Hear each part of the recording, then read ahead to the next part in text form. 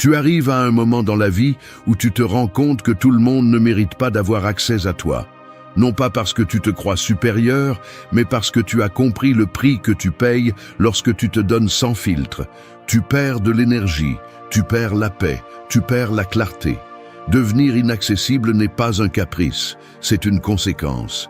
C'est le résultat de regarder ton histoire avec honnêteté et d'accepter que tu as été trop disponible pour des personnes qui ne savaient pas te soutenir, trop ouvert avec ceux qui voulaient simplement t'absorber et trop présent dans des endroits qui ne te donnaient rien.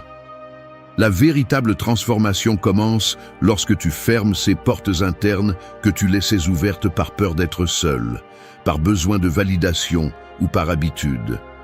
Quand tu ne réagis plus au bruit, quand tu ne mendis plus l'attention, quand tu ne te laisses plus entraîner par les urgences émotionnelles des autres. C'est ici que l'inaccessibilité apparaît comme un acte de pouvoir. Tu choisis de ne pas être déplacé par l'extérieur. Tu choisis de protéger ton silence. Tu choisis de mettre ton énergie là où elle compte vraiment. Et le plus dur, c'est ça. Devenir inaccessible implique de perdre des versions de toi qui reposaient sur la dépendance, sur la réaction immédiate, sur le besoin de plaire. Mais c'est aussi la chose la plus libératrice. Parce que lorsque tu cesses d'être accessible à tout le monde, tu deviens accessible à toi-même pour la première fois. Tu t'écoutes, tu te vois, tu te reconnais. Et cette clarté commence à organiser ta vie d'une manière brutalement honnête.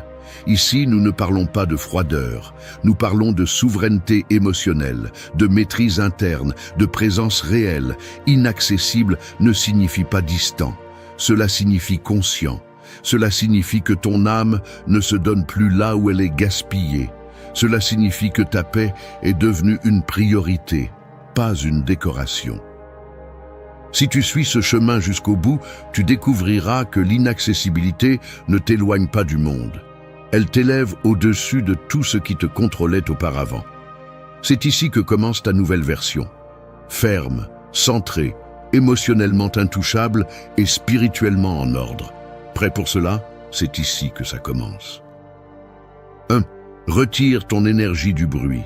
Il y a des étapes de la vie où ton esprit commence à se sentir comme une maison pleine de fenêtres ouvertes pendant une tempête. Le vent, la poussière, les voix, les feuilles, les coups, le chaos entrent.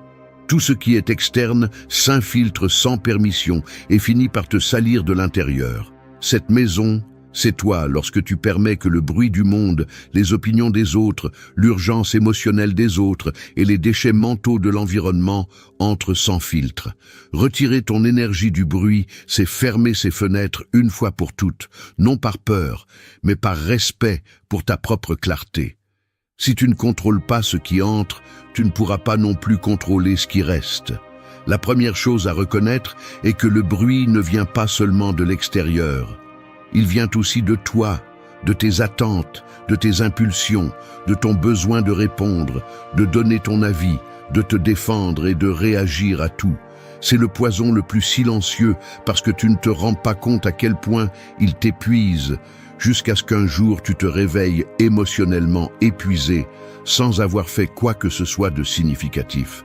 C'est pourquoi les stoïciens insistaient sur l'importance de séparer la perturbation externe de la perturbation interne, car l'ennemi le plus dangereux est celui que tu ne détectes pas. Et presque toujours, cet ennemi est ta réaction exagérée, ton esprit dispersé, ton besoin d'être partout. Retirer ton énergie du bruit implique de devenir sélectif, presque chirurgical. Tu ne peux pas donner ton attention à n'importe quel message qui te parvient, à n'importe quelle personne qui t'écrit par commodité ou par ennui, à n'importe quel conflit qui essaie de t'entraîner dans sa narration. La plupart des gens ne cherchent pas à comprendre, ils cherchent un conteneur émotionnel où décharger leur chaos. Lorsque tu leur donnes ton énergie sans filtre, tu deviens ce conteneur et ensuite tu te demandes pourquoi tu te sens épuisé. Ce n'est pas un hasard, c'est une conséquence. Pour devenir inaccessible dans le meilleur sens du terme, tu dois apprendre à disparaître du bruit sans avoir besoin de l'annoncer. Tu n'as pas à expliquer pourquoi tu te retires, tu n'as pas à justifier ton silence, tu n'as pas à donner des raisons pour protéger ta paix. Les gens qui se sentent offensés lorsque tu prends soin de ton énergie sont les mêmes qui bénéficiaient de la drainer. C'est une vérité dure, mais libératrice. Chaque personne qui ne supporte pas ta distance révèle quelque chose sur son intention, pas sur ta valeur. Retirer ton énergie, c'est aussi apprendre à ne pas réagir à chaque stimulus. Tout ne mérite pas une réponse, tout ne mérite pas ton temps, tout ne mérite pas ton âme. La réaction est le pansement émotionnel qui te maintient attaché à l'extérieur. Quand quelqu'un te provoque et que tu réponds, tu perds. Quand quelqu'un te manipule par l'urgence et que tu tombes, tu perds. Quand on te laisse en vue et que tu te désespères, tu perds. Le bruit gagne quand tu perds ton centre, mais quand tu choisis de ne pas entrer dans le jeu, tu récupères du pouvoir. L'inaccessibilité commence ici, à ce point précis où tu décides que ton énergie a une valeur réelle.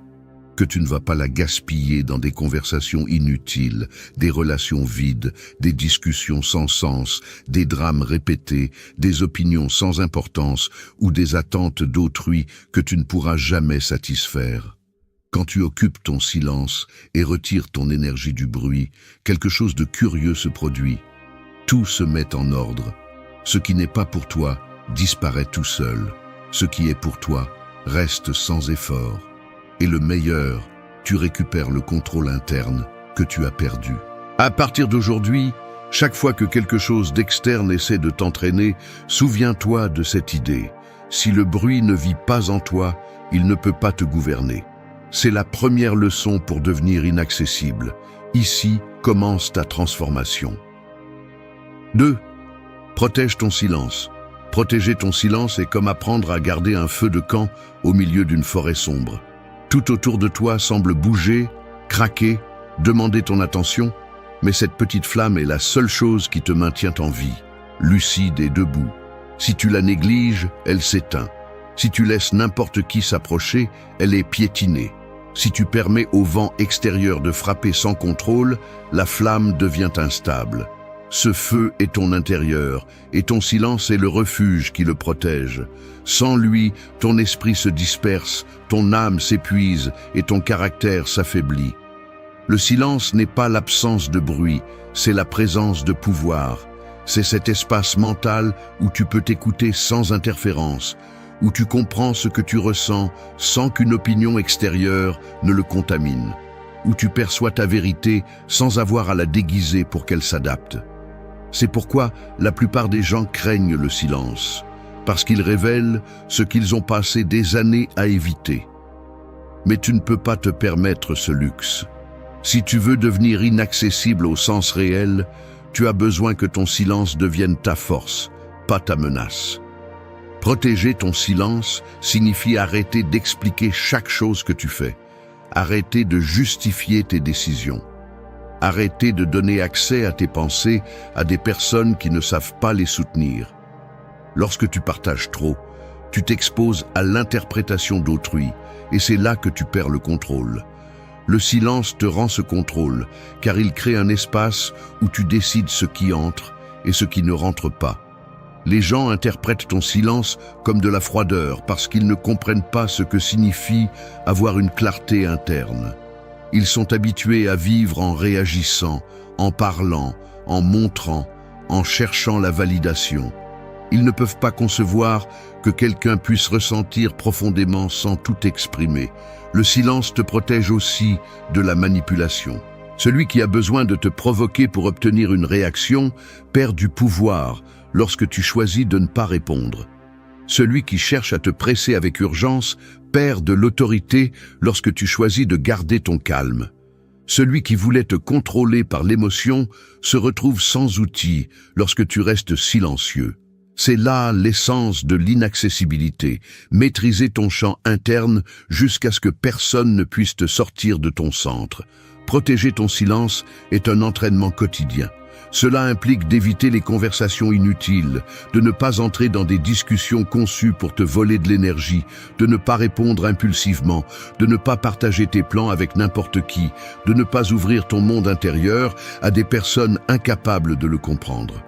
Cela implique de comprendre que tout ne mérite pas d'être dit et que la version la plus puissante de toi est celle qui agit à partir du calme, pas de la nécessité d'être compris. Quand tu te tais, tu choisis où placer ton âme. Quand tu parles sans stratégie, tu la donnes. La société actuelle craint le silence parce qu'elle est pleine de personnes vides qui ont besoin de bruit pour ne pas s'écouter. Si tu apprends à l'apprécier, tu deviens différent, magnétique, imprévisible. Tu n'es pas facile à lire, tu n'es pas facile à manipuler, tu n'es pas facile à contrôler. Et cette obscurité tranquille, cette présence silencieuse, cette énergie contenue éveille plus de respect que n'importe quel cri. Le silence bien utilisé est une arme spirituelle, psychologique et stoïcienne. Il ne fait pas mal, il ne détruit pas, mais il désarme. Quand tu protèges ton silence, quelque chose de puissant se produit. Ta clarté s'aiguise, tes pensées s'ordonnent, tes décisions deviennent plus fermes, ton intuition se renforce.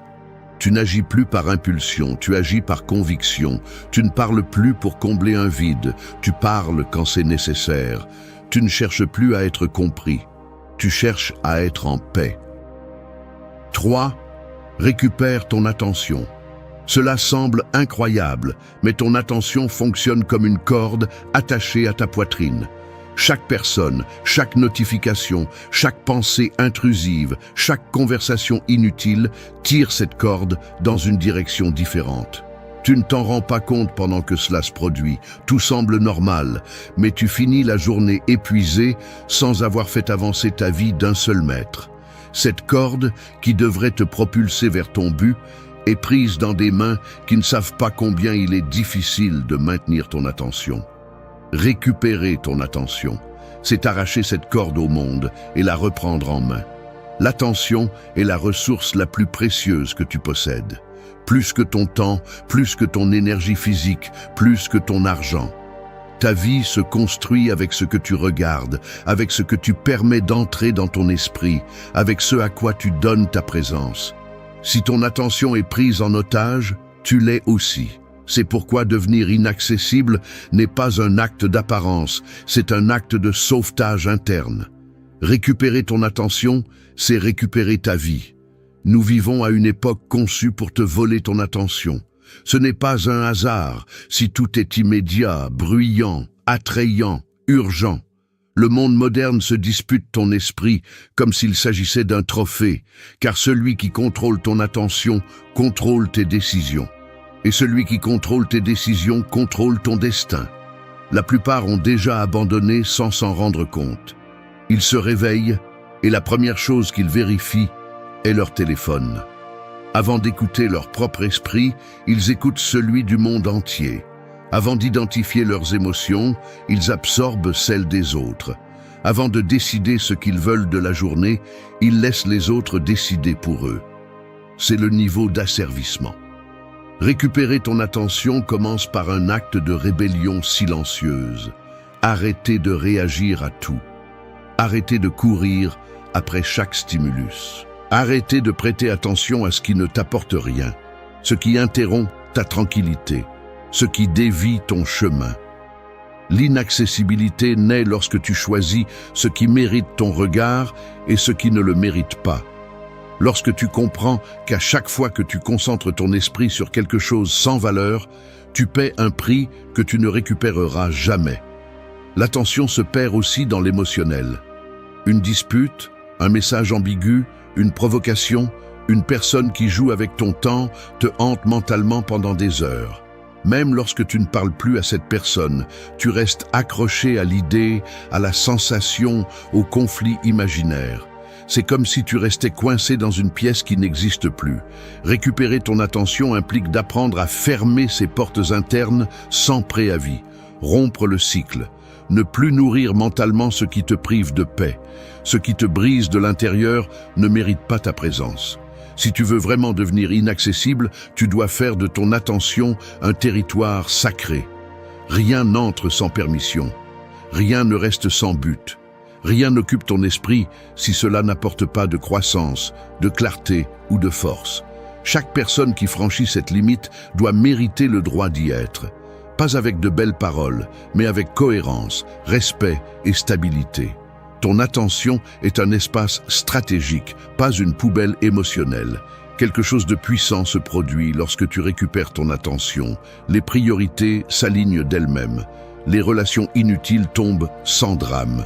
Les pensées répétitives se dissolvent. Ton énergie revient dans ton corps. Ta clarté s'active. Ce qui te dominait auparavant n'a plus d'effet. 4.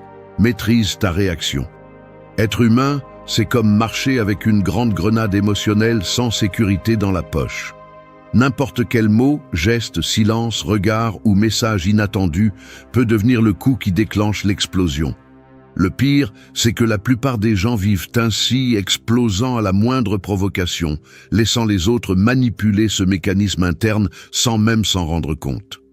Maîtriser ta réaction, c'est prendre cette grenade, la retirer de ta poche et apprendre à la contrôler avec un calme qui intimide.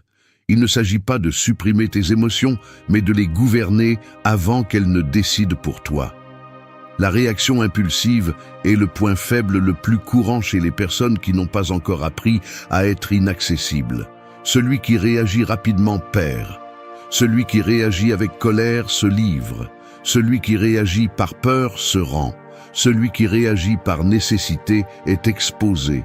C'est pourquoi les stoïciens répétaient qu'entre le stimulus et la réponse, il existe un espace petit, presque invisible, mais sacré.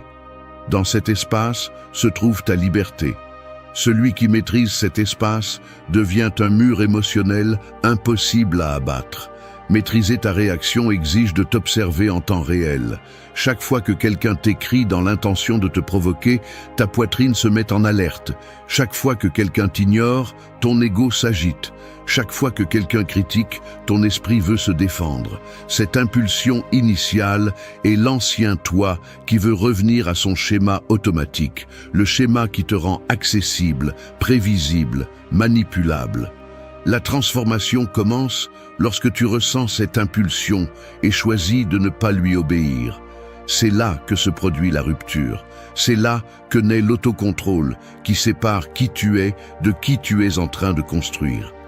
La plupart des gens pensent que la force est de répondre, mais la véritable force est de ne pas avoir besoin de le faire. Quand quelqu'un cherche ta réaction et ne l'obtient pas, il perd le contrôle. Quand quelqu'un veut te manipuler par le conflit et que tu restes stable, il est désorienté. Quand quelqu'un essaie de te sortir de ton centre et n'y parvient pas, il révèle qui avait vraiment le pouvoir depuis le début.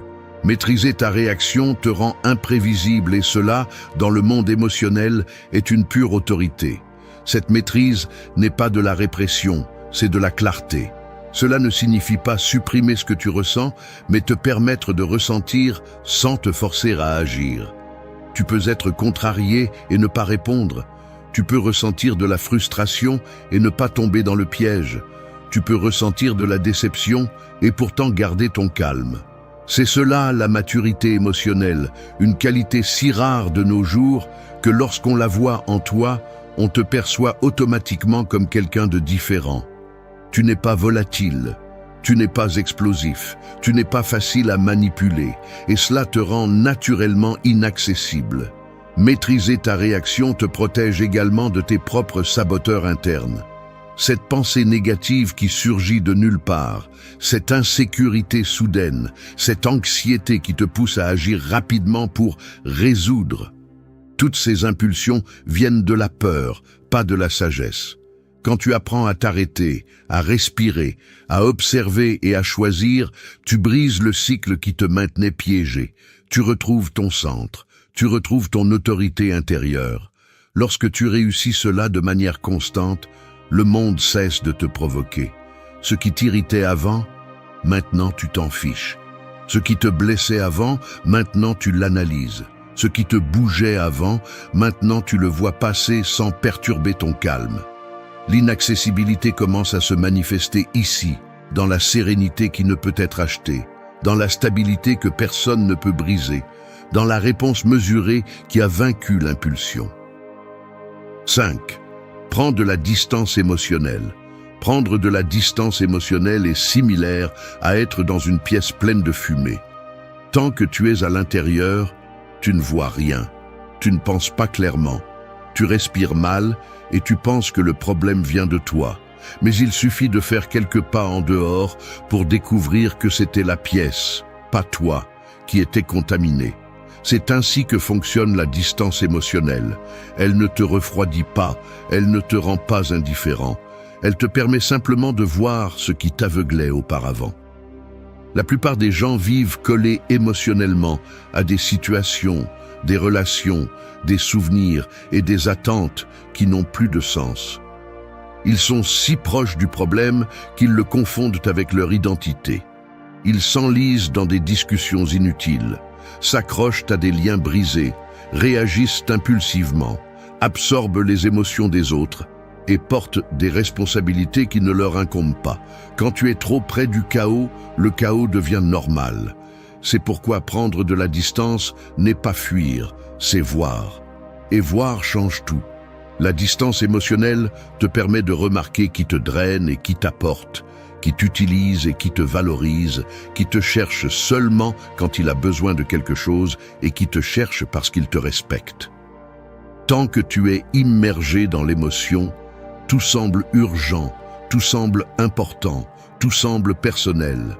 Mais quand tu fais un pas en arrière, tu te rends compte que la plupart de ce qui t'affectait n'avait rien à voir avec toi. C'était la projection des autres, les manques des autres, les attentes externes, le bruit émotionnel qui te confondait parce que tu étais trop près de la fumée. C'est accepter que tu ne peux pas voir le chemin si tu es coincé dans le même trou émotionnel encore et encore. Les stoïciens parlaient du point d'observation élevé, cet endroit intérieur d'où tu vois tes émotions sans devenir elles. C'est ce que tu construis ici, la capacité de ressentir sans te perdre dans le sentiment. La distance émotionnelle te protège aussi de tes propres schémas destructeurs. Quand tu t'éloignes, tu vois plus clairement la répétition, la dépendance, les attentes irréalistes, le besoin d'approbation, les vieilles blessures qui essayaient de diriger tes décisions. De près, tout cela semble normal, voire amour. De loin, tu te rends compte que c'était de l'attachement, de la peur, de l'insécurité et le désir de combler des vides que seul toi peux guérir. La distance te donne de la perspective et la perspective te donne de la liberté. Mais prendre de la distance émotionnelle demande du courage. Il n'est pas facile de cesser de réagir là où tu as toujours réagi, ni de te retirer des espaces où tu étais toujours disponible, ni de cesser de sauver des personnes qui ne t'ont jamais sauvé. L'inconfort fait partie du processus. Tu vas te sentir coupable, douteux, étrange. L'esprit va essayer de te ramener à ce que tu connais parce que l'inconnu fait peur. Mais entre l'inconfort de grandir et le confort de te détruire, le premier est toujours l'option la plus digne. Quand tu commences à prendre de la distance, les gens le remarquent. Certains se sentiront mal à l'aise parce qu'ils ne peuvent plus te manipuler. D'autres seront contrariés parce que tu ne réagis plus comme avant. Certains essaieront de te provoquer pour reprendre le contrôle. C'est le signe que tu es sur la bonne voie. L'inconfort des autres est la preuve de ta croissance. La tranquillité intérieure est la preuve de ton avancement. Avec le temps, la distance émotionnelle devient ton état naturel. Tu n'entres plus dans des guerres qui ne te concernent pas. Tu ne discutes plus pour convaincre. Tu ne t'impliques plus dans les drames des autres. Tu ne te perds plus dans des émotions qui ne t'apportent rien. Tu deviens sélectif, stable, profond.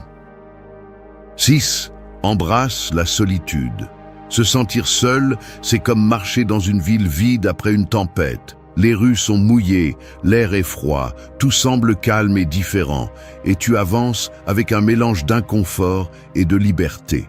Au début, tu penses que tu es perdu, qu'il manque quelque chose, que tu devrais entendre des voix, des pas, du bruit, n'importe quoi.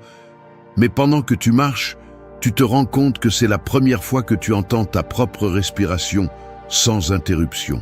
Ce silence étrange qui te met mal à l'aise au début est précisément l'endroit où commence ta transformation. La société t'a appris à craindre la solitude comme si elle était synonyme d'échec, d'abandon ou de tristesse. Mais la réalité est différente. La solitude est l'espace où ton âme se régénère, où ton esprit se reconstruit, où ton caractère se renforce. C'est l'atelier caché où se forge la version la plus solide de toi. Les personnes fragiles évitent la solitude parce qu'elles s'y rencontrent elles-mêmes. Les personnes fortes l'embrassent parce qu'elles s'y reconnaissent. Embrasser la solitude ne signifie pas se déconnecter du monde ou rompre tous les liens. Cela signifie arrêter de chercher une validation pour exister. Arrêter de poursuivre la compagnie pour se sentir complet. Arrêter de dépendre des autres pour soutenir ton identité. La plupart des souffrances émotionnelles proviennent de l'incapacité à être avec toi-même. Tu confonds la compagnie avec l'affection, l'attention avec l'amour, les messages avec une véritable connexion. Lorsque tu apprends à être seul, sans te sentir vide, personne n'a de pouvoir sur toi. La solitude te montre ta véritable voix. Dans ce silence, apparaît ce que tu penses vraiment, ce que tu désires vraiment, ce dont tu as vraiment besoin. Tu découvres quelles idées sont les tiennes et lesquelles naissaient du bruit de l'environnement. Tu arrêtes de te modeler pour t'adapter et tu commences à te modeler pour grandir. Les stoïciens comprenaient la solitude comme un état de discipline interne, un territoire où l'esprit se purifie et l'esprit s'ordonne. Sans cet espace, il n'y a pas de maîtrise de soi possible. Tant que tu es entouré de gens, tu essaies inconsciemment de plaire, d'harmoniser, d'accompagner, de t'adapter. Mais quand tu es seul, les masques disparaissent. Tu ne cherches pas à impressionner quelqu'un, tu ne cherches pas à obtenir quoi que ce soit, tu ne cherches pas à être accepté, tu es simplement avec toi. Et cette authenticité, bien qu'elle fasse mal au début, est l'une des expériences les plus libératrices que tu peux avoir. Elle te force à te regarder avec une brutalité honnête, à reconnaître tes blessures, à accepter tes ombres et à te reconstruire avec patience. Embrasser la solitude te rend également émotionnellement indépendant. Tu n'as plus besoin de réaction immédiate pour te sentir vu, tu ne dépends plus des messages pour te sentir aimé, tu ne t'accroches plus à des liens qui ne t'offrent que des miettes d'attention. La solitude te rend sélectif. Elle t'apprend à choisir des relations pour une véritable affinité, pas par nécessité. Elle te transforme en quelqu'un qui préfère la qualité à la quantité, la profondeur à la superficialité, la véritable connexion à la compagnie éphémère. La peur de la solitude est la peur de perdre l'approbation. Lorsque tu la transcendes, tu deviens inaccessible à ceux qui te manipulaient auparavant. Personne ne peut te contrôler par l'absence parce que tu as appris à être avec toi. Personne ne peut t'utiliser par le besoin parce que tu as cessé de nécessiter ce qui n'ajoute rien. Personne ne peut te briser émotionnellement parce que ta force ne dépend plus de rien d'externe. Avec le temps, la solitude cesse d'être un lieu sombre et devient ton refuge. Un espace où tu recharges ton énergie, où tu organises tes idées, où tu écoutes ton intuition, où tu clarifies ton but. 7. Lâche l'approbation des autres. Chercher l'approbation est comme courir après ton ombre toute la journée. Quand le soleil est haut, il semble que tu peux l'atteindre. Quand il bouge, tu cours plus vite en croyant qu'un peu plus d'effort sera suffisant. Mais peu importe à quelle vitesse tu accélères, peu importe combien tu essaies, peu importe combien tu t'épuises, tu ne la touches jamais. Et quand finalement la nuit tombe, tu te rends compte que tu as poursuivi quelque chose qui n'allait jamais être à toi. C'est ainsi que fonctionne l'approbation des autres, une illusion qui te consume la vie pendant que tu penses qu'elle te la donne. Lâcher l'approbation des autres est l'un des actes les plus libérateurs, mais aussi l'un des plus difficiles. Depuis notre plus jeune âge, on nous a appris à chercher le bienfait, le « je suis fier de toi », le « c'est comme ça ». Nous avons grandi conditionnés par les récompenses émotionnelles de notre environnement, et sans nous en rendre compte, nous avons traîné ce conditionnement jusqu'à l'âge adulte. Tu changes ton comportement pour t'intégrer, tu changes ton ton pour ne pas déranger, tu changes tes décisions pour éviter les critiques. Mais cet effort constant pour plaire te vole ton authenticité et te transforme en une version diluée de toi. L'approbation des autres est dangereuse parce qu'elle semble innocente. Tu ne te rends pas compte quand elle devient une addiction. Tu commences à vérifier combien de personnes te félicitent, combien t'écrivent, combien te cherchent, combien te valident. Et quand cette approbation n'apparaît pas, tu ressens de l'anxiété, tu doutes de toi, tu te remets en question, tu te minimises. C'est de l'esclavage émotionnel. Les personnes comme ça sont faciles à manipuler.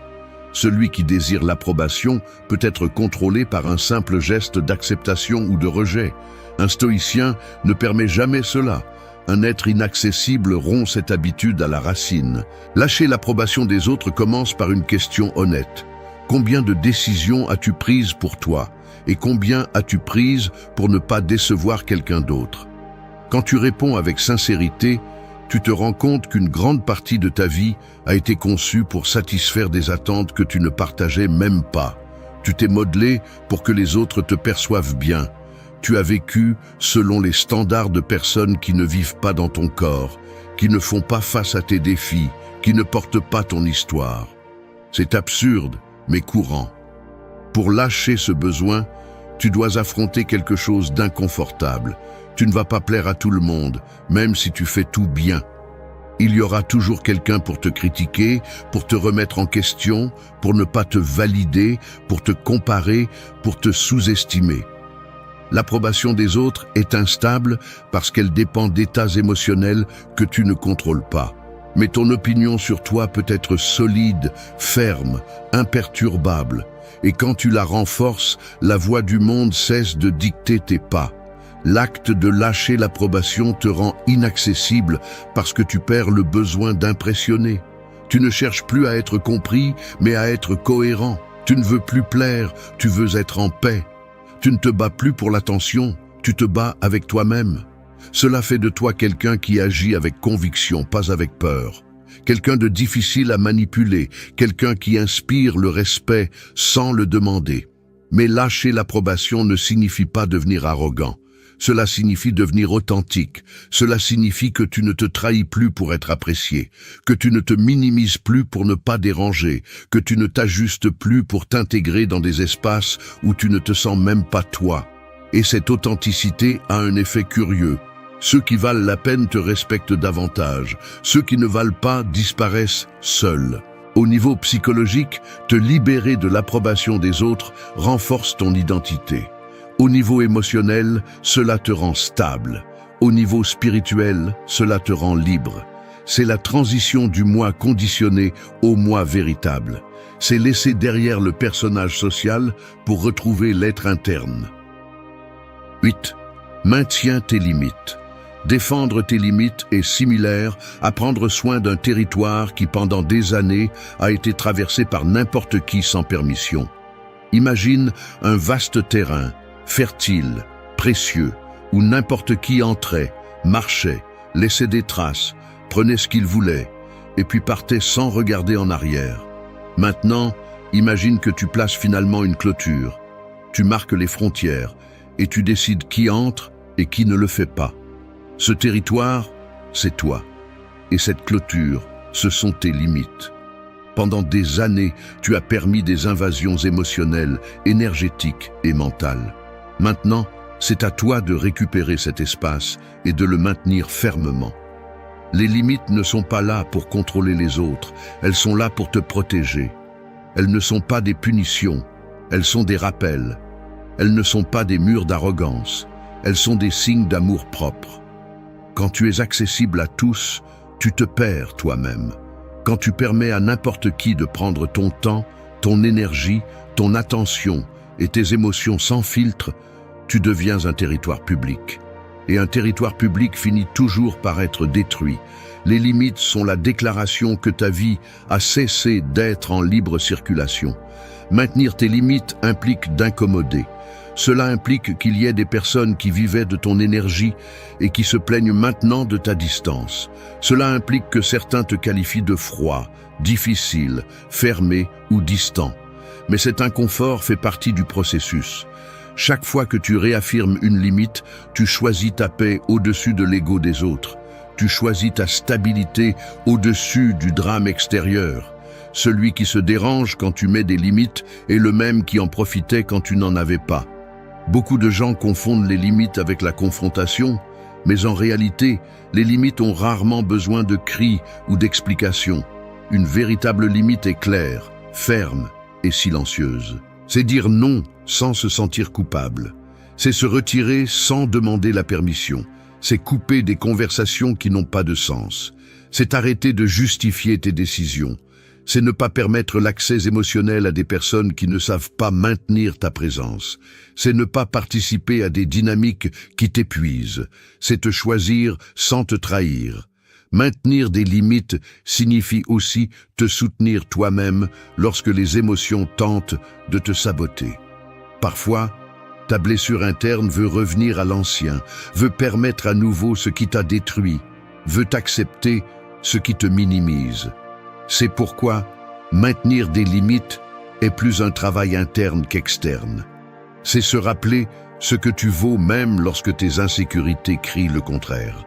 C'est rester ferme même lorsque la solitude frappe à la porte. C'est maintenir ta décision même si personne ne la comprend. Ton âme sait quand une limite te sauve. Ton ego est celui qui veut la briser. Les stoïciens enseignaient que le véritable pouvoir n'est pas de contrôler les autres, mais de se contrôler soi-même. Tes limites sont l'expression de ce contrôle de soi. Elles sont le pont entre ton identité interne et ton comportement externe. Elles sont le signe que tu as cessé de vivre à partir de l'impulsion et que tu vis maintenant à partir de l'intention. Quand tu maintiens des limites, ton énergie cesse de se disperser, tes liens deviennent plus clairs et ta vie commence à s'organiser de manière presque automatique.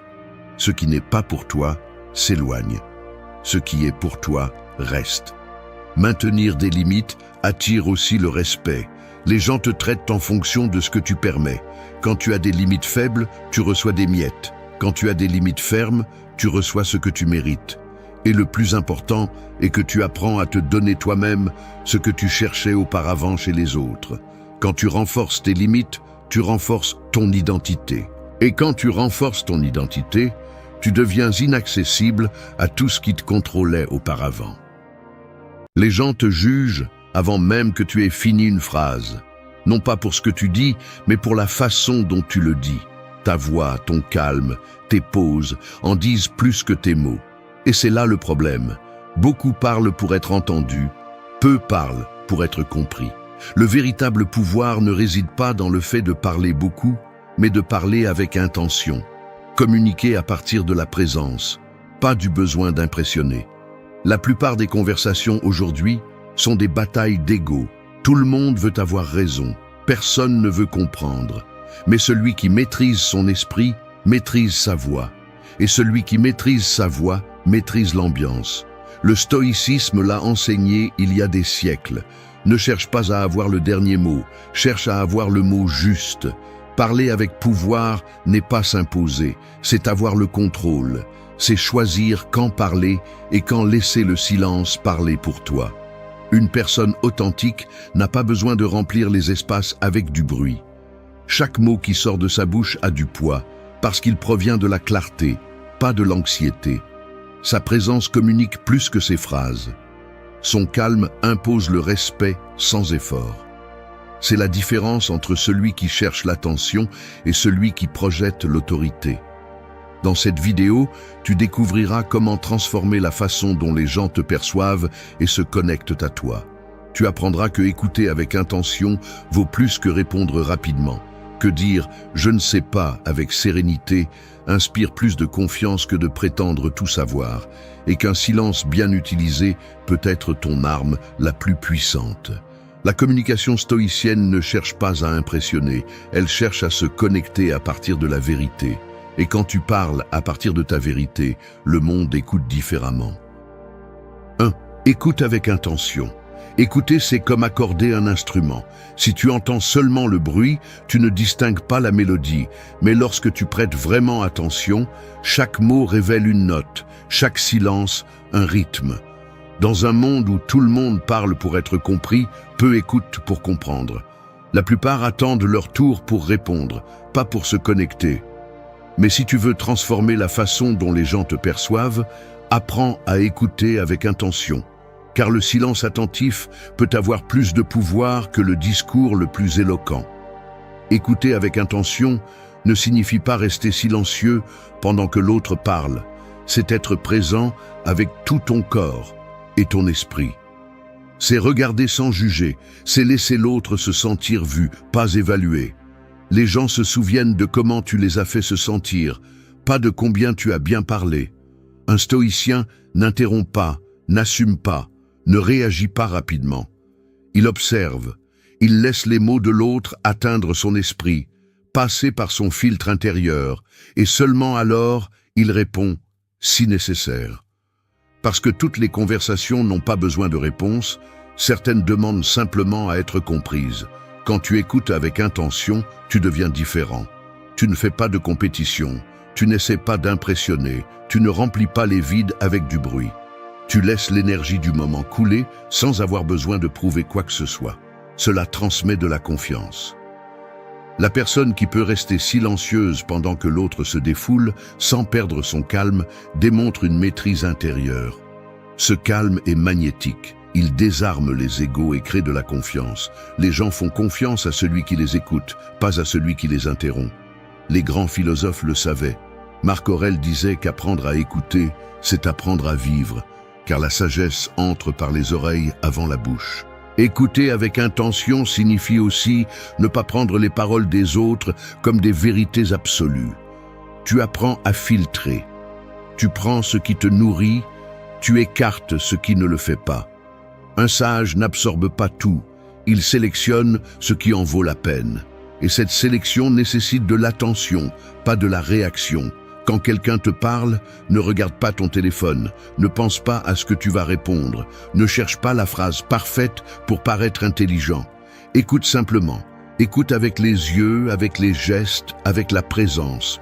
Pose des questions avec une véritable curiosité. Pourquoi penses-tu cela? Comment te sentais-tu? Parce que lorsque tu poses de vraies questions, l'autre personne se sent valorisée. Et quand quelqu'un se sent valorisé, il s'ouvre. Et quand il s'ouvre, il fait confiance. Et quand il fait confiance, il écoute en retour. L'intention derrière l'écoute crée un cercle invisible de respect. Il ne s'agit pas d'écouter par politesse, mais d'écouter parce que tu tiens à comprendre, pas à gagner. Cela change tout. Parce que dans un monde où tout le monde parle, celui qui écoute se démarque. Et il ne se démarque pas parce qu'il veut le faire, mais par son calme, par son focus, par sa façon de ne pas avoir besoin d'être le centre d'attention. Apprendre à écouter avec intention est une pratique stoïcienne, une forme de discipline mentale. Elle t'apprend à arrêter ton impulsion de réagir, à observer avant de répondre, à ne pas prendre les choses comme des attaques, mais comme de l'information. Et quand tu fais ça, tu n'améliores pas seulement tes conversations, tu améliores ta vie, parce que tu comprends que derrière chaque mot, il y a une émotion. Derrière chaque silence, une histoire. Alors, la prochaine fois que quelqu'un te parle, ne cherche pas à briller. Écoute, n'interromps pas, ne pense pas à corriger. Sois juste là, présent, avec l'esprit tranquille et le cœur ouvert. Cette simple action, qui semble si petite, peut changer la façon dont les gens te perçoivent pour toujours. Parce qu'écouter avec intention est plus qu'une compétence, c'est une forme de respect. Et le respect, lorsqu'il est ressenti, transforme la communication en quelque chose de puissant, d'authentique et de profondément humain. 2. Dis « je ne sais pas » calmement. L'ego parle en premier, la sagesse attend. Dans une société qui idolâtre avoir des réponses, dire « je ne sais pas » est presque un acte de rébellion. Mais cette phrase, si simple, a un pouvoir immense. Elle ne t'affaiblit pas, elle t'humanise. Elle ne te retire pas d'autorité, elle la multiplie. Car le véritable sage n'a pas peur d'admettre son ignorance, il a peur de feindre ce qu'il n'est pas. Et bien que beaucoup ne le voient pas, cette tranquillité avec laquelle tu reconnais une limite génère plus de respect que n'importe quel discours plein de certitudes vides.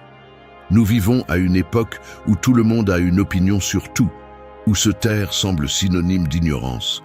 Mais l'ignorance n'est pas dans le fait de ne pas savoir, elle est dans le fait de parler sans fondement.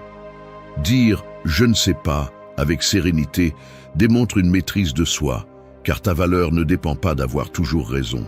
Les gens qui se sentent sûrs d'eux n'ont pas besoin de prétendre à l'omniscience, car ils comprennent que la connaissance est infinie et l'arrogance limitée.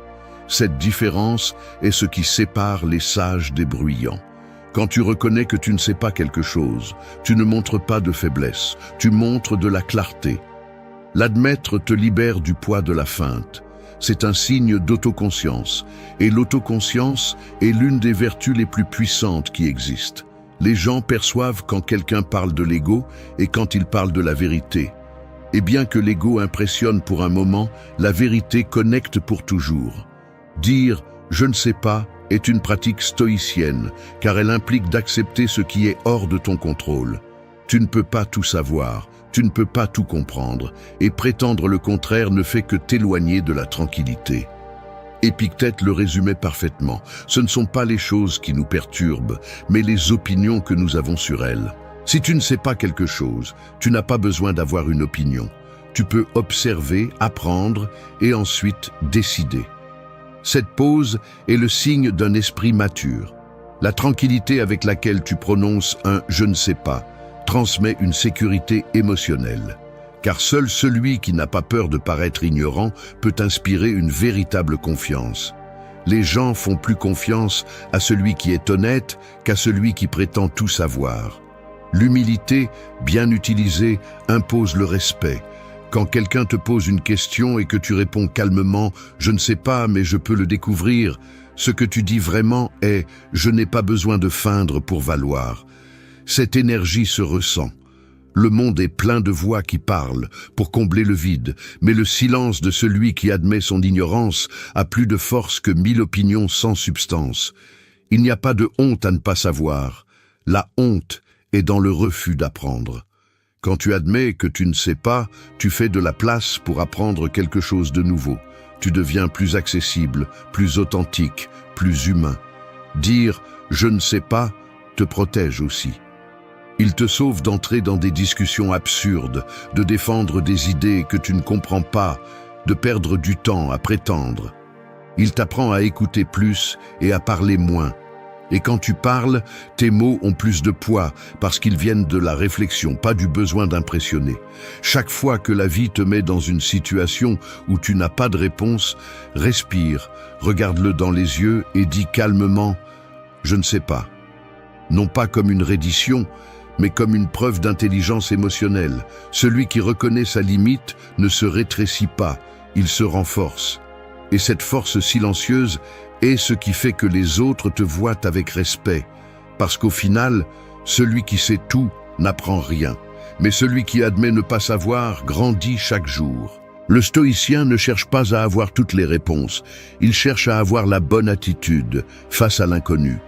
Et cette attitude, celle d'accepter avec sérénité ce qu'il ne comprend pas encore, est ce qui transforme un simple « je ne sais pas » en une déclaration de pouvoir.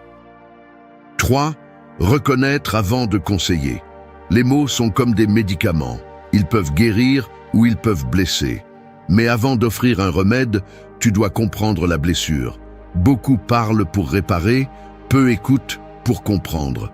C'est la différence entre celui qui conseille depuis son ego et celui qui accompagne depuis l'empathie. Dans le monde actuel, la plupart des gens ne cherchent pas de l'aide, ils cherchent à se sentir compris.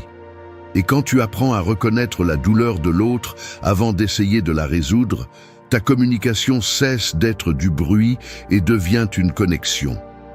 Conseiller sans reconnaître, c'est comme prescrire sans diagnostic. C'est parler depuis la hâte, pas depuis la présence. Les gens n'ont pas toujours besoin d'une solution. Souvent, ils ont juste besoin que quelqu'un les écoute sans juger. Avant de dire « tu devrais faire ça », dis « je comprends comment tu te sens ». Cette petite différence transforme complètement l'énergie d'une conversation. La première phrase impose, la seconde embrasse. Et dans la communication stoïcienne, comprendre vient avant de corriger. Reconnaître ce que l'autre ressent nécessite de l'humilité. Cela nécessite de lâcher le désir d'avoir raison et d'ouvrir un espace pour la compréhension. Tu ne peux pas voir clairement si tu es concentré sur la victoire. Le stoïcien ne cherche pas à démontrer sa sagesse, il cherche à appliquer sa sagesse dans ses relations avec les autres. Reconnaître n'est pas une faiblesse, c'est une maturité. c'est comprendre que chaque personne voit le monde à travers sa propre histoire, et la juger à partir de la tienne est une erreur de perception. Quand tu valides les émotions des autres, tu génères de la confiance. Non pas parce que tu es d'accord avec tout, mais parce que tu montres du respect pour l'expérience de l'autre. Dire « cela a dû être difficile » ou « je peux imaginer ce que tu as ressenti » ne coûte rien, mais a un impact profond. Parce que derrière chaque réaction, il y a une raison que tu ignores. Derrière chaque silence, il y a une histoire qu'on ne t'a pas racontée. Et quand tu prends une seconde pour reconnaître cela, tu fais preuve d'intelligence émotionnelle et de maîtrise intérieure. L'erreur commune est de penser que conseiller rapidement montre de l'intérêt. En réalité, cela révèle souvent de l'impatience. Les gens ne cherchent pas à être réparés, ils cherchent à être compris. Un conseil précipité peut sembler indifférent, mais quand tu reconnais d'abord, quand tu prends le temps d'empathiser, ton opinion prend du poids. Tu ne parles pas depuis la théorie, tu parles depuis la connexion. Et la connexion est ce qui fait que tes mots pénètrent, pas ta logique. Le stoïcisme enseigne à observer avant d'agir. Et dans la communication, cette observation se traduit par la reconnaissance. Tu n'as pas besoin d'avoir une réponse immédiate. Parfois, le meilleur conseil est un silence attentif, un regard sincère ou un simple « je te comprends ». Cela crée un espace sûr où l'autre peut baisser sa garde. Et quand il baisse sa garde, il t'écoute vraiment. Apprendre à reconnaître avant de conseiller te protège aussi. Cela évite les malentendus, les disputes et les réactions inutiles. Parce qu'en reconnaissant, tu désactives la défense de l'autre. Personne ne se sent attaqué quand il se sent compris. Et quand les gens ne se sentent pas attaqués, ils sont prêts à écouter. C'est l'art de communiquer avec sagesse, réduire la friction émotionnelle avant de parler. En pratique, tu peux commencer par observer tes propres conversations. Demande-toi, est-ce que j'écoute pour aider ou juste pour répondre? Est-ce que je reconnais le sentiment ou est-ce que je juge l'erreur? La différence entre les deux peut complètement changer la façon dont les gens te perçoivent. Parce que celui qui se sent compris fait confiance et celui qui fait confiance t'écoute. Reconnaître avant de conseiller est l'un des signes les plus clairs de maturité émotionnelle. Cela t'apprend à freiner l'impulsion d'imposer ton point de vue, à privilégier l'empathie sur l'orgueil. Et le plus important, cela te rend conscient du pouvoir de tes mots. 4. Maîtrise le silence. Le silence est comme une épée invisible. Il ne fait pas de bruit, mais il coupe profondément. Alors que beaucoup pensent que parler plus est synonyme de pouvoir, les sages savent que la véritable force réside dans la pause, dans ce calme qui dérange ceux qui ne peuvent pas supporter leur propre bruit. Dans un monde qui crie, se taire avec intention est une forme d'autorité. Le silence n'est pas vide, c'est de l'énergie concentrée. C'est la voix de celui qui n'a pas besoin de prouver quoi que ce soit, parce que sa présence dit tout. Maîtriser le silence ne signifie pas s'isoler ou garder du ressentiment. Cela signifie apprendre à choisir ses batailles, ses mots et ses moments. Celui qui parle sans réfléchir se livre, celui qui se tait avec conscience se renforce. Tous les commentaires ne méritent pas de réponse. Toutes les provocations ne méritent pas d'attention. Parfois, le plus grand signe d'intelligence est simplement de ne pas réagir. Et ce n'est pas de la passivité, c'est du contrôle. Car celui qui ne se laisse pas emporter par les émotions du moment montre qu'il a déjà gagné, même avant de répondre. Les gens ont tendance à confondre le silence avec la faiblesse, mais cela ne révèle que leur propre malaise. Ils ne supportent pas le silence parce qu'ils se confrontent à eux-mêmes. Le silence expose ce que les mots tentent de cacher. Quand tu te tais intentionnellement, tu forces l'autre à regarder à l'intérieur. C'est pourquoi les sages dérangent, non pas parce qu'ils parlent trop, mais parce qu'ils savent quand se taire. Dans le silence bien utilisé, il y a un pouvoir qu'aucun cri ne peut égaler. Le stoïcisme l'a enseigné clairement. Maîtrise ton esprit et tu maîtriseras tes réactions. Le silence est l'un des tests les plus difficiles pour y parvenir. Le maintenir nécessite de la force, pas de la lâcheté. Celui qui sait garder le silence face à la provocation ne réprime pas, il choisit. Il ne cherche pas à gagner des discussions, il cherche à préserver sa paix. Et c'est ce que les gens respectent, même sans comprendre pourquoi. La maîtrise du silence projette du respect, de la sécurité et un calme que peu possèdent. Le silence te donne aussi un avantage. Dans une conversation, celui qui sait se taire observe plus. Il écoute ce que les autres révèlent sans le vouloir. Il remarque les gestes, les nuances, les tremblements de voix. Il apprend à lire ce qui n'est pas dit. Cette information est de l'or.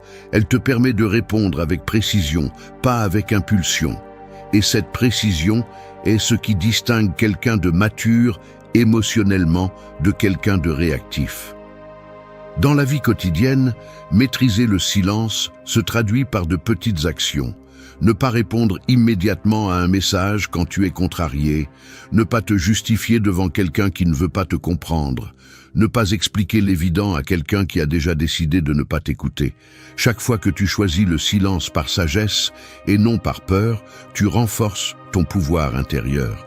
Tu deviens maître de toi-même. Mais maîtriser le silence n'est pas seulement utile pour te défendre, c'est aussi utile pour te connecter. Un silence authentique pendant que tu écoutes quelqu'un démontre plus d'intérêt que 1000 conseils. Tu lui dis sans mots, « Je suis là, avec toi ». Le silence peut t'embrasser, peut guérir, peut contenir. Si tu sais l'utiliser avec empathie, il devient une forme d'amour. Pratique de rester silencieux, non pas comme une punition, mais comme une stratégie. Observe comment les gens réagissent quand tu ne réponds pas tout de suite, comment l'énergie change quand tu décides de ne pas suivre une discussion inutile. Tu remarqueras quelque chose de curieux. Le silence impose le respect. Non pas par peur, mais parce qu'il montre la maîtrise. Personne ne peut manipuler celui qui ne réagit pas. Personne ne peut contrôler celui qui sait attendre. Le silence est la voix de l'esprit en paix. Et quand tu apprends à le maîtriser, ta présence devient plus puissante, ta communication plus efficace et ton influence plus profonde. Tu n'as pas besoin d'élever la voix pour être entendu, tu as besoin d'élever ton autocontrôle. 5. Apprécie vraiment. La reconnaissance sincère est comme le feu par une nuit froide. Elle n'a pas besoin d'être grande pour réchauffer, mais si elle est authentique, on la ressent. Dans un monde où les mots sont dévalués, où l'on dit « je t'admire » ou « merci » par habitude, apprécier vraiment est devenu un acte rare et puissant. La plupart des gens ne savent pas apprécier sans exagérer, ni reconnaître sans chercher quelque chose en retour. Mais lorsque tu apprends à apprécier à partir de la vérité, sans fioriture ni intérêt, tu commences à transformer la façon dont les gens te voient et la façon dont tu perçois toi-même le monde. Apprécier n'est pas flatter, c'est observer consciemment ce qui est précieux chez les autres et le reconnaître avec respect. La flatterie cherche l'approbation, l'appréciation crée une connexion. Quand tu dis à quelqu'un « j'aime comment tu fais ça » sans rien attendre en retour, tu construis de la confiance. Et la confiance ne s'impose pas, elle se gagne avec des gestes réels. Les mots sincères ont un poids qui n'a pas besoin de volume, car celui qui parle avec authenticité transmet une énergie qui ne peut pas être feinte. Les stoïciens enseignaient que la gratitude et la reconnaissance sont des vertus qui naissent de la maîtrise de soi. Il ne s'agit pas seulement de remercier pour le bien, mais d'avoir les yeux ouverts pour voir ce que beaucoup tiennent pour acquis. Apprécier vraiment, c'est remarquer les petits efforts, les gestes qui passent inaperçus, les actes qui révèlent le caractère. C'est regarder au-delà de l'évident et donner de la valeur à l'humain. Quand tu le fais, tu changes l'atmosphère de tes relations. Les gens se sentent vus, et quand quelqu'un se sent vu, il s'ouvre, fait confiance et te perçoit avec respect. L'appréciation authentique a un effet double. Elle élève l'autre et t'élève toi-même. Parce que lorsque tu pratiques la reconnaissance sincère, tu entraînes ton esprit à se concentrer sur ce qui est précieux, pas sur ce qui est négatif. Tu arrêtes de regarder ce qui manque et tu commences à remarquer ce qui est déjà là. Cela transforme ton état d'esprit. Tu deviens plus serein, plus reconnaissant, plus conscient. Et cette conscience se projette dans ta façon de communiquer. Apprécier demande aussi du courage. Nous vivons dans une culture où montrer de l'admiration est confondu avec de la faiblesse. Mais seuls les forts peuvent reconnaître la grandeur des autres sans se sentir inférieur. Celui qui apprécie vraiment ne rivalise pas. Il s'inspire. Il n'envie pas. Il apprend. Et cette attitude, bien qu'elle semble subtile, change complètement la façon dont les autres te perçoivent. Parce que tu projettes de la sécurité, pas du besoin. Tu démontres de la maturité, pas du manque. Apprendre à apprécier signifie aussi le faire au bon moment, pas après, pas quand il est déjà trop tard. La plupart des gens attendent des occasions spéciales pour reconnaître quelque chose qui pourrait changer la journée de quelqu'un dès maintenant. Mais les mots opportuns ont plus de pouvoir que les discours tardifs. Dire à quelqu'un « j'apprécie ce que tu as fait » au bon moment peut renforcer une relation plus que n'importe quelle promesse. Cependant, l'appréciation doit être pure. Elle ne doit pas être utilisée comme une stratégie ou comme une manipulation. Si elle n'est pas honnête, elle semble fausse, et le faux détruit plus rapidement que le silence. C'est pourquoi, avant de parler, assure-toi de ressentir ce que tu vas dire. Si tu le ressens, dis-le sans fioriture, sans théâtralité. Parfois, un simple « merci pour ça » suffit. Dans un monde plein de bruit, les mots simples et sincères sont ceux qui ont le plus d'impact. Pratiquer l'appréciation te rend conscient de la valeur qui t'entoure. Tu commences à remarquer ce que tu ignorais auparavant. L'effort de celui qui travaille avec toi, la loyauté silencieuse d'un ami, la présence constante de quelqu'un qui ne demande jamais de reconnaissance. Cette habitude n'améliore pas seulement tes relations, elle améliore ton caractère. Parce que l'âme qui apprécie ne vit pas dans le manque, elle vit dans l'abondance. 6. Apprenez à dire non. Dire non est comme construire un mur invisible. On ne le voit pas, mais il protège tout ce que vous aimez, votre temps, votre énergie, votre calme. La plupart des gens ont peur de prononcer ce mot parce qu'ils pensent qu'ils perdront de l'affection, des opportunités ou de l'acceptation. Mais la vérité est que chaque fois que vous dites oui alors que vous voulez dire non, vous vous trahissez un peu plus. Apprendre à dire non n'est pas rejeter le monde, c'est vous choisir. Et dans un monde où tout le monde cherche à plaire, avoir le courage de refuser est l'une des formes les plus claires de respect de soi. Le non est une déclaration de limites, et les limites sont le langage de l'amour de soi. Sans eux, n'importe qui peut entrer, rester et prendre le meilleur de vous sans permission. Beaucoup pensent qu'être gentil signifie toujours dire oui, mais la gentillesse sans limite devient de l'esclavage émotionnel. Le stoïcisme enseigne que celui qui ne contrôle pas sa vie finit par être contrôlé par les désirs et les attentes des autres. Dire non calmement n'est pas une agression, c'est un équilibre. C'est dire « je comprends ce que tu me demandes, mais je dois maintenant prioriser ce dont j'ai besoin ». Quand vous apprenez à dire non sans culpabilité, votre énergie change. Vous cessez d'être prévisible, vous cessez d'être disponible pour tout et pour tous. Votre temps commence à avoir du poids et les gens commencent à vous apprécier différemment.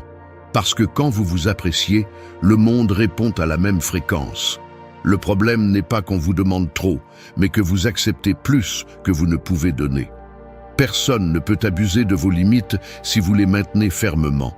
Dire non est aussi une façon de communiquer la sagesse. Cela signifie que vous savez ce qui vous apporte et ce qui vous enlève, que vous n'avez pas besoin de justifier chaque décision ni de vous expliquer à tout le monde. Vous n'avez pas à faire un discours pour protéger votre paix. Un simple « je ne peux pas en ce moment » ou « je ne suis pas disponible pour ça » suffit. Les gens qui sont dérangés par vos limites ne cherchent pas la connexion, ils cherchent le contrôle. Et à ce stade, se taire est aussi une façon de dire non. Le stoïcisme enseigne que la maîtrise de soi se reflète dans les petites décisions. Chaque non conscient que vous prononcez vous entraîne à ne pas céder à la pression, à la manipulation ou à la culpabilité. Il vous rappelle que votre temps est fini et votre énergie sacrée. Dire non vous permet de vivre avec plus d'intention, de vous concentrer sur l'essentiel et de lâcher ce qui ne vous mène nulle part. Vous ne pouvez pas être sage si votre esprit est plein d'engagements inutiles. Vous ne pouvez pas avoir de clarté si votre agenda est rempli de choses que vous avez acceptées par peur de décevoir. La prochaine fois que vous serez tenté de dire « oui » par habitude, arrêtez-vous une seconde. Demandez-vous si vous le faites par désir ou par peur. Si c'est par peur, la réponse correcte est probablement « non ». Et vous n'avez pas besoin de le crier ou de le justifier. Le non le plus puissant est celui qui est dit avec sérénité, sans anxiété ni culpabilité. Ce calme projette de l'autorité. Il transmet que vous êtes en contrôle de vous-même. Dans la vie, les personnes que vous respectez le plus ne sont pas celles qui cherchent toujours à plaire, mais celles qui ont le courage d'être cohérentes. Celui qui apprend à dire non quand c'est nécessaire démontre de la clarté et de la maturité. Cette clarté est la base de toute communication authentique. Parce que si vos paroles ne reflètent pas vos véritables intentions, alors vous ne communiquez pas, vous vous dissolvez. Le non ne divise pas, il ordonne, il n'éloigne pas, il purifie. Il fait de la place pour ce qui compte vraiment. Et quand vous apprenez à l'utiliser avec calme et fermeté, le bruit disparaît. Les bonnes personnes restent et vous récupérez quelque chose d'inestimable, votre pouvoir personnel. Parce que celui qui sait dire non sans peur apprend finalement à dire oui seulement à ce qui a du sens pour lui. 7. Sois cohérent et clair. La cohérence est comme le pouls de l'âme, invisible mais constante. Si elle bat fort, tout coule, tes mots, tes actions, ta présence. Mais quand elle se brise, quand tu dis une chose et en fais une autre, la confiance meurt. D'abord chez les autres, puis en toi. Nous vivons à une époque où les apparences pèsent plus que la vérité, où beaucoup construisent une image qu'ils ne peuvent pas soutenir. Cependant, le respect ne se gagne pas avec des discours ou des promesses, il se gagne avec la cohérence. Être cohérent n'est pas être parfait, c'est être réel, rester aligné avec tes principes même quand personne ne te regarde. Parler clairement et agir différemment est une forme de confusion émotionnelle. Les gens ressentent quand tes mots n'ont pas de racines, quand ce que tu dis n'est pas soutenu par tes actions. Tu peux tromper pendant un certain temps, mais pas pour longtemps. L'incohérence se sent, se perçoit, se ressent. La clarté, en revanche, transmet la sécurité. Celui qui parle clairement et vit ce qu'il dit génère une stabilité émotionnelle chez les autres. Il inspire confiance parce qu'il ne change pas avec le vent. Sa parole vaut parce qu'elle reflète ce qu'il est vraiment. Le stoïcisme enseigne que le caractère se démontre par des actes répétés, non par des intentions. Dire quelque chose de sage ne te rend pas sage. Le faire partie de ta vie, oui. C'est pourquoi la cohérence est une pratique quotidienne, pas une pause. C'est tenir tes promesses, même quand personne ne le remarque. C'est maintenir tes limites, même si cela te coûte des relations. C'est être le même, en public et en privé. Il n'y a pas de pouvoir plus grand que de regarder en arrière et de savoir que tu ne t'es pas trahi toi-même.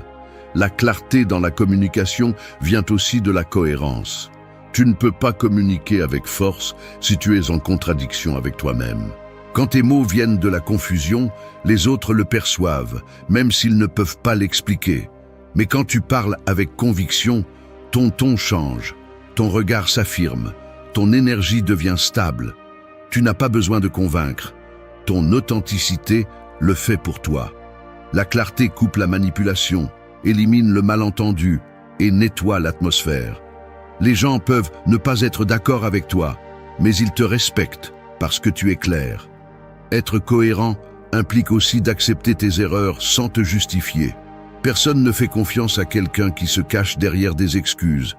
La cohérence n'exige pas l'infaillibilité, elle exige la responsabilité.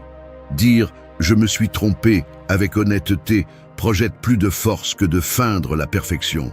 Quand tu assumes tes mots et tes actions, tu inspires les autres à faire de même.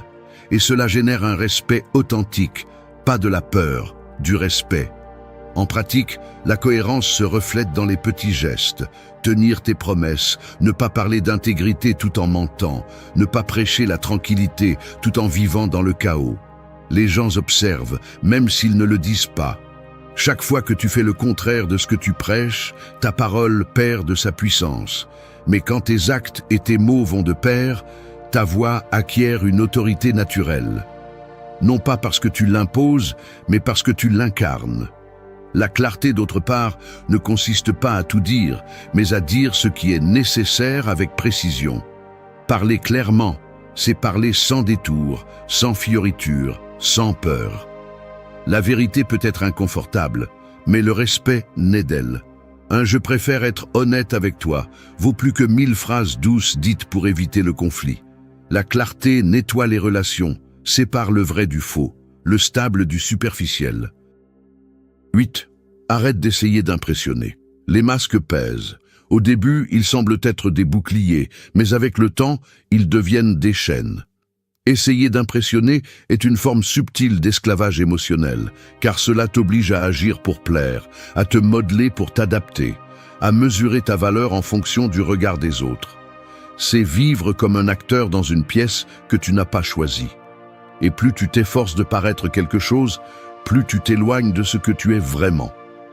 En revanche, lorsque tu arrêtes d'impressionner, tu récupères quelque chose que personne ne peut te donner, ton authenticité.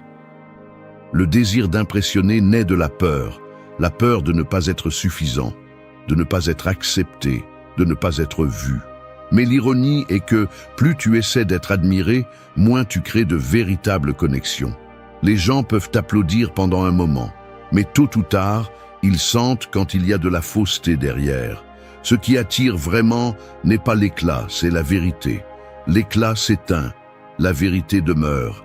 Et celui qui se montre tel qu'il est, sans fioriture, sans exagération, finit par être rappelé pour sa présence, pas pour sa performance.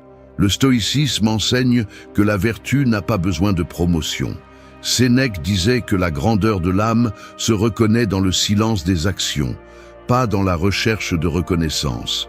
Essayer d'impressionner est une bataille perdue, car il y aura toujours quelqu'un de plus charismatique, de plus attrayant ou de plus convaincant. Ne participe pas à ce jeu, crée le tien. Être authentique n'est pas de la rébellion, c'est de l'équilibre. C'est dire avec tes gestes « c'est moi » et cela suffit. Quand tu arrêtes d'impressionner, tes mots gagnent en force. Tu parles sans craindre de paraître moins.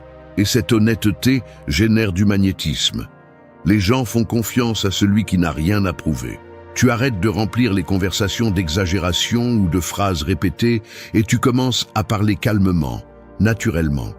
Tu ne cherches plus l'approbation, tu cherches la connexion. Et la connexion ne se produit que lorsqu'il y a de la vérité. Le besoin d'impressionner est une forme moderne de bruit mental. Il te fait vivre en fonction de la façon dont on te voit, de ce que les autres pensent, de si tu réponds aux attentes. Mais pendant que tu t'adaptes au goût des autres, tu perds les tiens. Le plus dangereux dans le fait d'essayer d'impressionner est que tu t'habitues à jouer. Et quand tu joues trop, tu oublies qui tu es hors de la scène. En revanche, celui qui décide d'être authentique commence à vivre en paix. Non pas parce que tout lui réussit, mais parce qu'il n'a plus besoin d'approbation pour se sentir en paix. L'authenticité n'est pas de l'arrogance, c'est de la liberté. C'est pouvoir dire « j'aime ça, je n'aime pas ça » sans craindre le jugement. C'est pouvoir te tromper sans te cacher, briller sans demander la permission et te retirer sans donner d'explication. Les personnes authentiques projettent du respect, non pas parce qu'elles l'exigent, mais parce que leur énergie l'impose. Elles n'ont pas besoin de convaincre, elles n'ont pas besoin d'embellir, elles sont tout simplement. Et cette cohérence attire plus que tout effort pour impressionner. En pratique, arrêter d'essayer d'impressionner signifie faire moins et être plus. C'est écouter sans penser à ce que tu répondras pour paraître intelligent. C'est parler calmement, sans te presser pour te démarquer. C'est t'habiller, te déplacer et t'exprimer sans l'intention de provoquer l'admiration. C'est te permettre d'être humain, pas un personnage. Le monde est plein de personnes épuisées de faire semblant. Si tu choisis de ne pas le faire, tu te distingues déjà des autres. Ton authenticité devient un acte de résistance face à la superficialité. L'honnêteté, en ces temps de masque, devient un luxe que peu ont le courage de montrer. Quand tu arrêtes d'essayer d'impressionner, tes relations deviennent plus authentiques, ton esprit plus tranquille et ta présence plus forte. Personne ne peut rivaliser avec celui qui ne cherche pas à rivaliser. Tu cesses d'être une copie pour devenir une référence.